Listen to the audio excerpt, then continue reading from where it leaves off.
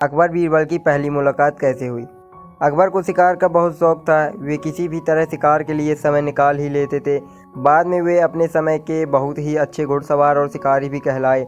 एक बार राजा अकबर शिकार के लिए निकले। घोड़े पर सरपट दौड़ते हुए उन्हें पता ही नहीं चला और कब कुछ सिपाहियों को छोड़कर बाकी सेना पीछे रह गई। शाम घिर आई थी। सभी भूखे और प्यासे थे और समझ गए थे कि वे रास्ता भटक गए हैं। राजा को समझ नहीं आ रहा था कि वह किस तरफ जाएं। वहां से कुछ दूर जाने पर उन्हें एक तिहरा नजर आया। राजा बहुत खुश हुआ। चलो अब तो किसी तरह वे अपनी राजधानी पहुंच ही जाएंगे, लेकिन जाएं तो जाएं किस तरफ। राजा उलझन में थे। वे सभी सोच में थे किंतु कोई युक्ति सूझ नहीं रही थी। तभी उन्होंने देखा कि एक लड़का उन्हें सड़क के किनारे खड़ा घूर रहा है। राजा के आदेश पर सैनिक ने उसे पकड़कर राजा के सामने पेश किया। राजा ने कड़कती आवाज़ से पूछा, ए लड़के, आगरा के लिए कौन सी सड़क जाती है? लड़का मुस्कुराया और कहा, जनाब, ये सड़क चल नहीं सकती, तो ये आगरा कैसे जाएगी? महाराज, जाना तो आपको ही पड़ेगा। और यह कहकर वह खिलखिलाकर हंस पड़ा। सभी सैनिक मौन खड़े थे। वे राजा के गुस्से से वाकिफ थे। लड़का फिर बोला, जनाब, लोग चलते हैं, रास्ते नहीं। यह सुनकर इस बार राजा मुस्कुराए और कहा, नहीं, तुम ठीक कह रहे हो। तुम्हारा नाम क्या है? अकबर ने पूछा। मेरा नाम महेश दास है, महाराजा, लड़के ने उत्तर दिया। और आप कौन हैं? अकबर ने अपनी अंगूठी निकालकर महेश दास को देते हुए कहा, तुम महाराजा अकबर, हिंदुस्तान के सम्राट से बात कर रहे हो। मुझे निडर लोग पसंद हैं। तुम मेरे दरबार में आना और मुझे ये अंगूठी दिखाना। ये अंगूठी देखकर मैं तुम्हें पहचान लूँगा। अब तुम मुझे बताओ कि मैं किस रास्ते पर चलूँ ताकि मैं आगरा पहुँच जाऊँ।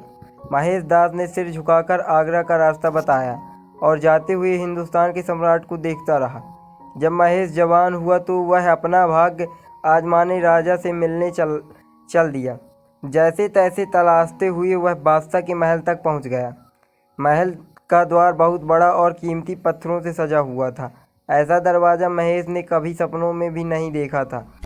उसने जैसे ही महल में प्रवेश करना चाहा, रौबदार मूँछों वाले दरबान ने अपना भाला हवा में लहराया और उसे रोक दिया। दरबान बोला, तुम्हें क्या लगता है कि तुम कहाँ प्रवेश कर रहे हो? पहरेदार ने कड़कती आवाज़ में पूछा। महेश ने नम्रता से जवाब दिया, महाशय, मैं महाराजा से मिलने आया हूँ। महेश ने बादशाह की दी हुई अंगूठी दरबान को दिखाई। इस बार दरबान ने कहा कि अंदर जाओ, पर तुम्हें महाराजा को भी इनाम देंगे। उसका आधा हिस्सा तुम मुझको दोगे। महेश ने एक पल सोचा और फिर मुस्कुराकर बोला, ठीक है, मुझे मंजूर है। और इस प्रकार महेश ने महल के अंदर प्रवेश किया और देखा महाराजा अकबर सोने के सिंहासन पर विराजमान है। महेश ने बादशाह अकबर को झुककर सलाम किया और कहा, आपकी कीर्ति सारे संसार में फैली है। अकबर के पूछने पर महेश ने जवाब दिया कि महाराज, मैं यहाँ आपकी सेवा में आया हूँ। महेश ने राजा की दी हुई अंगूठी सामने रख दी। बादशाह बोले, ओहो, याद आया, तुम महेश दास हो, है ना? महेश ने जवाब दिया, जी राजा, मैं वही महेश हूँ। बादशाह ने कहा कि बोलो महेश, तुम्हें क्या चाहिए? महाराज, मैं चाहता हूँ कि आप मुझे इनाम में 100 कोड़े मरवाएं। बादशाह ने कहा, यह क्या है, क्या कह रहे हो? महेश, मैं ऐसा आदेश कैसे दे सकता हूँ जब तुमने कोई अपराध ही नहीं किया?